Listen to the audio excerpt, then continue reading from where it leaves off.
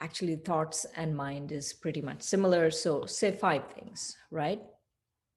And what happens is, what the pandemic has taught me is that we can't many times perform good karma through our body right now. Um, but we can perform good karma through our wealth and through our mind, and also through our words.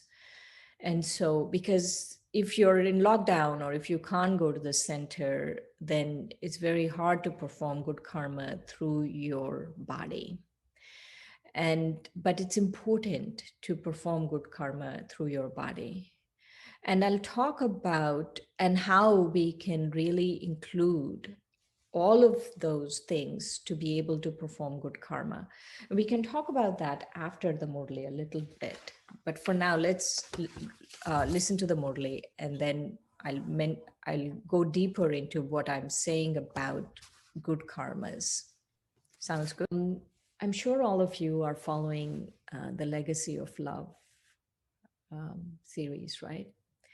And in that, the first time Dadi Janki came, I was thinking about what Dadi said. Dadi said that when she first came into the yagya, when she first came to Baba, she was living outside of the yagya. And Baba would, like, she used to come in the morning. Baba wouldn't offer her breakfast. She used to come do service. Baba wouldn't offer her any meals, lunch, or anything. She used to do service, and she used to go, and she used to do whatever she could, and in that time, and she would go. And imagine that soul, right?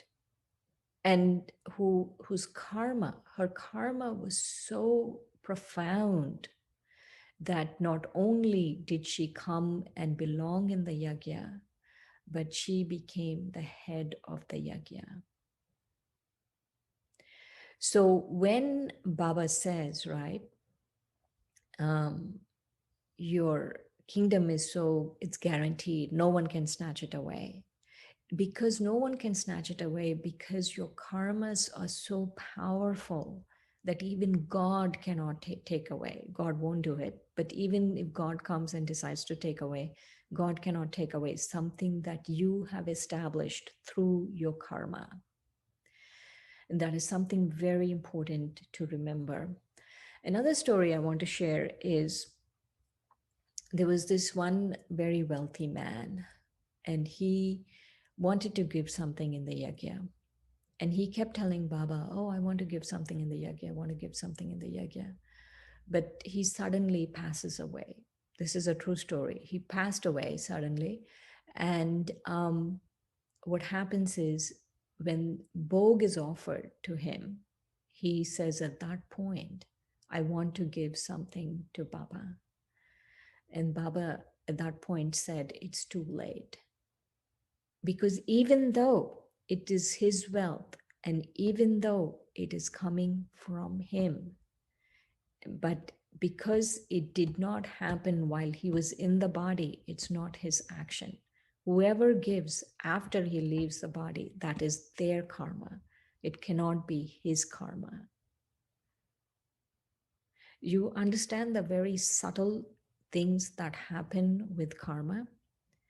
And so karma today, Baba, is very, very important, because especially the pandemic is teaching me what karma actually is.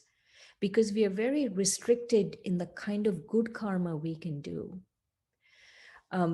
People say, oh, but we can have Mansa Seva, right? Mansa Seva is only possible when you back it up with good actions. If you don't back up with good actions, you cannot do Mansa Seva. So do you think everyone in the world can do Mansa Seva? Yes, people can sit and say, oh, I pray for you and I give you good wishes and all of that, but it's not effective. It's not effective because it's not backed up with actual physical good actions. So if you want your Mansa Seva to be effective, then you have to back it up with actual physical good actions. And so today, several things that Baba said, no? One of the things that Baba said was inspiration. He said that nothing happens through inspiration, right? So that wealthy man who wanted to give to Baba, what he really wanted to do was he wanted to give to Baba through inspiration. But that does not make it his good karma. If you inspire someone, then whoever is doing it, it makes it their good karma. And so nothing really happens through inspiration. So remember, Baba gives us six things always, he says: thoughts, words, actions, mind, body, and wealth. So body, mind, wealth, thoughts, words, and actions. There are three more things that we can do good karma with. And that is through renunciation, through tapasya, which is remembrance, through renunciation, through remembrance, and through service. And so today, Baba gave us a very important, during the pandemic, because we can't actually go to a center, some of us cannot go to the center or whatever. We can't really do good actions because people are not coming to the center. But what can we do to create good karma? And so today, Baba said, you now have to renounce.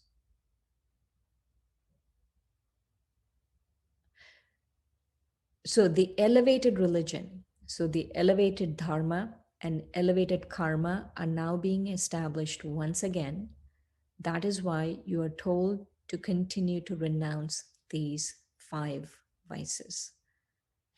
And so when you renounce the five vices also, that is good karma, because renunciation is also good karma.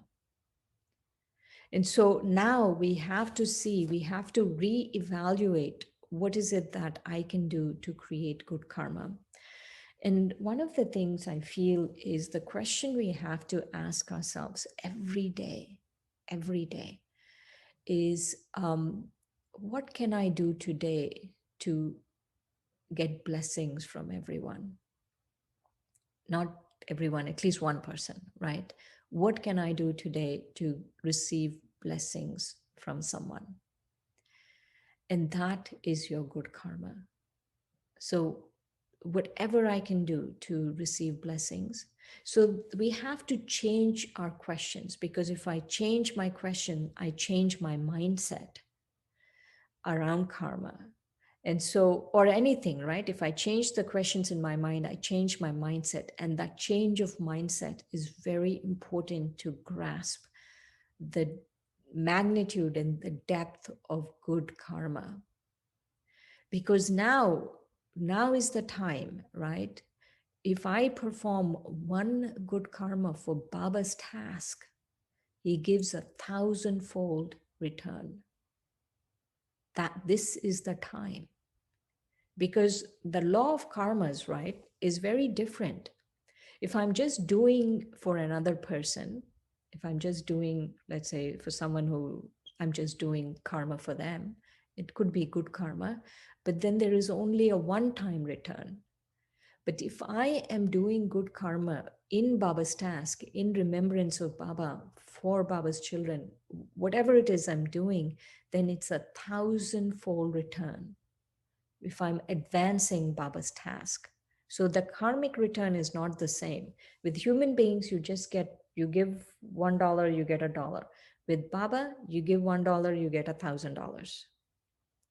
Minimum, right? Because what happens is Baba says Saubhagyashali, which is 100 times fortunate, right? And then he says, I will give you 1,000 in return for one. So from 100 times fortunate, you have become 1,000 times fortunate. Then he says, I will give you 1,000,000 in return for one. Then you have become a million times fortunate. Then he says, I will give you multi-millions in return for one. Then you have become multi-million times fortunate.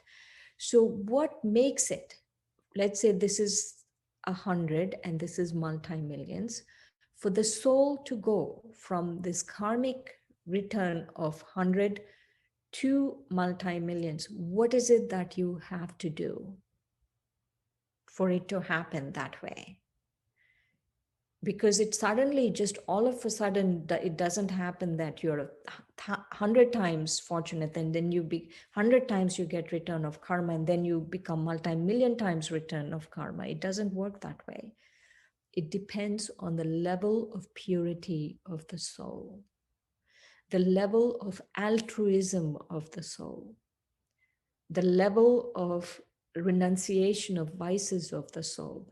That is what decides whether we are 100 times fortunate or whether we are multi-million times fortunate. And both are karmic returns, both are laws of karma. So the law of karma, let's say to Dadi Janki or Dadi Kumarka, is not 100 times in return for one. Their law of karma is multi-million times in return for one because of their purity. But everyone starts off somewhere. But as we become pure, then our karmic return increases. The purer we become, the more fortunate we become. Even a little action we do, it becomes so imperishable that no one, not even Ravan, not even Maya, can take it away from us. Because when we are 100 times fortunate, let's say, and we are doing karmas, what happens is Maya can get to us. So Maya snatches our fortune away. And that's why we are just 100 times, right? Even if it's the same karma, the vices do not make it imperishable. But as we are progressing on the purity scale, as we are becoming purer and purer and purer, then we become multi-million times fortunate. That is, we get multi-millions in return for one step of karma. And so it's very important to remember that I have to do good karma right now.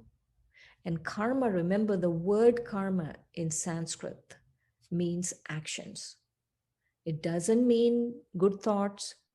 It doesn't mean with the mind. It means actions.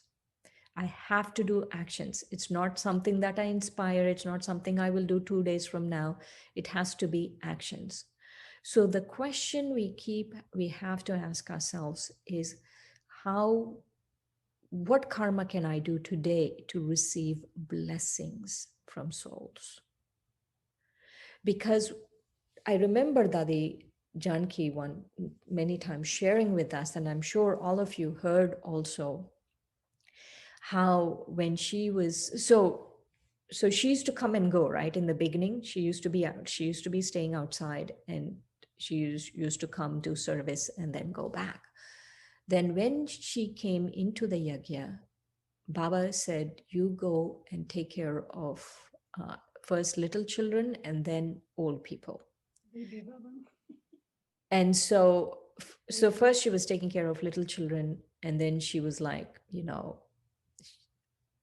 I these are not my children. Why am I taking care of children? I really want to be with Baba, all of those things. And then she figured out how to really get along with everyone. And then one time she was sharing this story of when she was a nurse. The person she had to work with was very tough, very hard sanskaras, always displeased, always finding fault. And so Dadi found something that she could do that would please that soul. And so that soul couldn't read. So Dadi would make time and read her the Murli every day. And that is how she won over that soul, and that is how she got blessings from that soul. She didn't sit down there and think, oh, but I'm never going to work with this soul. I'm never going to talk to her. She's so hard. She's always finding fault with me. She's always talking about me to Baba, blah, blah, blah. She didn't think that. She's asked herself the question, what is it that I can do to have the soul's blessings? And so that is something we have to really ask ourselves. What is it that I can do today to create good karma, but to really get blessings from souls? And remember, Mansa Seva is all good. It should be done, but it cannot be done in isolation without good karma. So, my dear angels, do you have any questions? Or any comments or anything you liked in the Murli?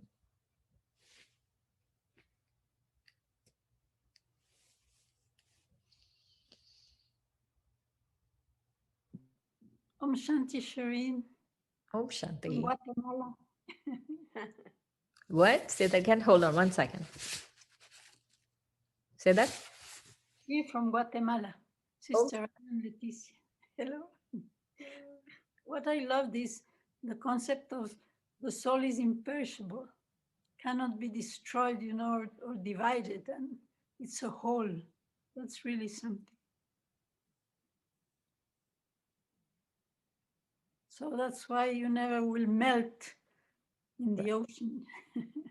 Right. or the bubble becomes part of, no? Right. That's a very good realization. Thank you. Om Shanti.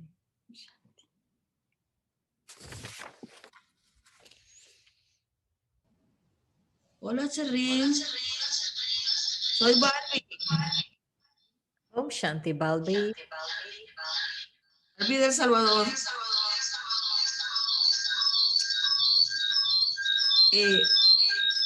Voy a...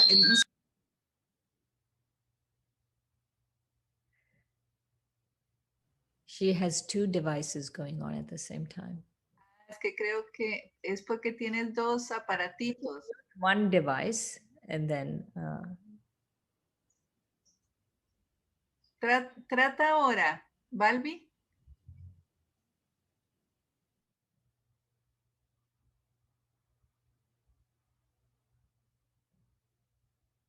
We can't hear her. Shireen, para mí ha sido una experiencia muy linda esto del karma. Shireen, for me, the experience of karma, what you share, was very, very good for me. Porque uno siempre piensa que estas almas ancestros pues ya venían limpias de todo. Because we always thought that the ancestor souls were already clean. They came already clean. Pero vemos que vienen con sus karmas tan fuertes. Y con ese karma las tiene que llevar a su lugar. But we saw that they had a very strong karma, and that karma brought them to their place too. Yes. Y cómo lo entendieron es algo maravilloso, ¿no? Y a mí me ha dejado impactada. And how they understood that, it's wonderful. And for me, it was a very good impact to understand that. Un abrazo. A big hug. Big hug to you too, Balbi. It's so lovely to see you.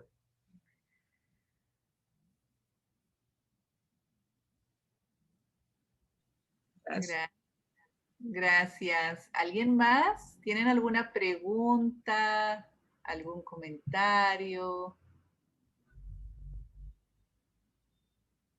Yo quiero saludar a Shireen. Lo puedes hacer en inglés. I know. Muchas gracias por el karma la explicación del karma tan bello. Me encantó. Saludos, Shireen. Hello.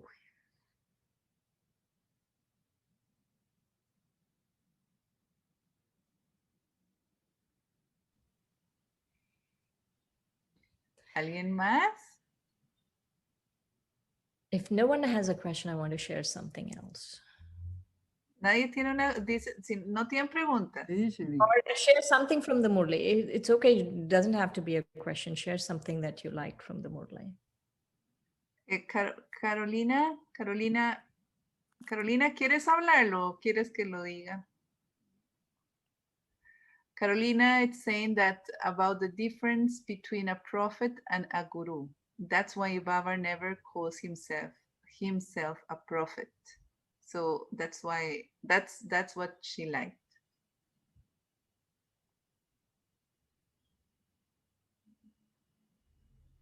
Okay, you can share, Shireen, something else. Okay, so Baba today talks about Janak, right? Here. Where is it? Yes, somewhere here. I have the right space.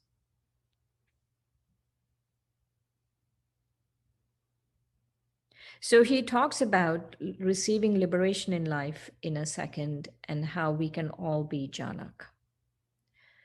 I cannot find the exact spot, but he said that today in the Murli, that we can all be Janak and we can all find liberation in life in a second. And so how many of you know the story of Janak? So there are two things I want you to tell you about Janak. First is that the kingdom was called Videhi. Videhi means bodiless, but that was the kingdom was called Videhi or Vaidehi. And in the kingdom, you have, like, let's say King George I, King George II, King George III, like that. The kings were called Janaks. Their last name was called Janak. So there was Janak I, Janak II, Janak III, Janak IV, like that. We don't know how many Janaks, but there were many kings, Janaks. So, and one of the Janak king was, the daughter was Sita. So it could be that the story of this liberation in life in a second and the daughter Sita's father is the same, but it could be different Janaks also. We are not sure because historically we don't know what happened. But there was that kingdom was called Videhi, and they were many kings, succession of kings, and their last names were Janak.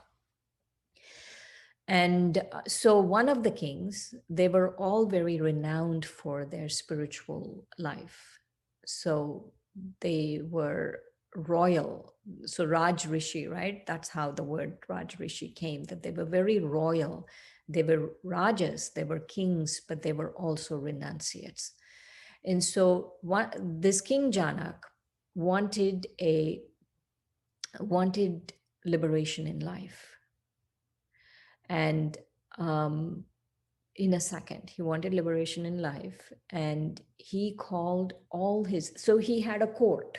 In his kingdom, he had a court, and as part of his kingdom, there were many learned scholars and many rishis and all of that as part of his court, but none of them could help him attain what he really wanted spiritually.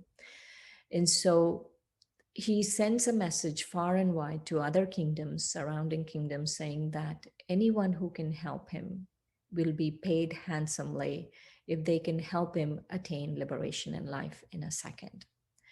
So there's this young boy, his name is Ashtavakra. So he's very young, possibly they say between 9 and 12 years old. But there were two things very important as soon as you saw him about this boy. First, he was very young.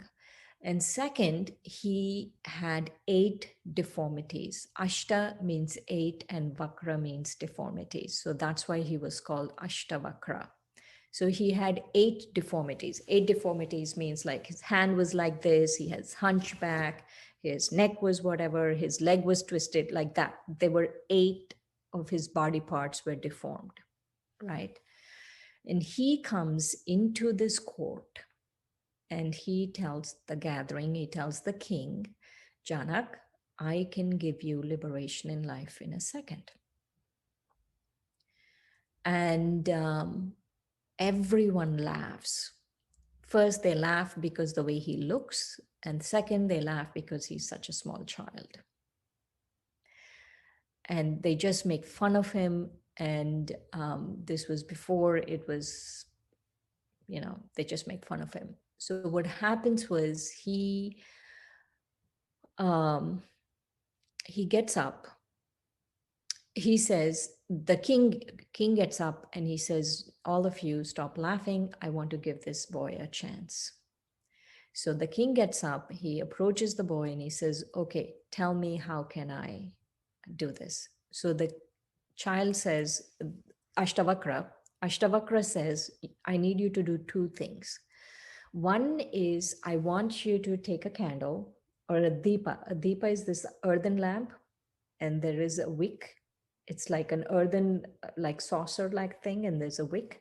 And I want you to put it in your hand, and I want you to take it around your palace.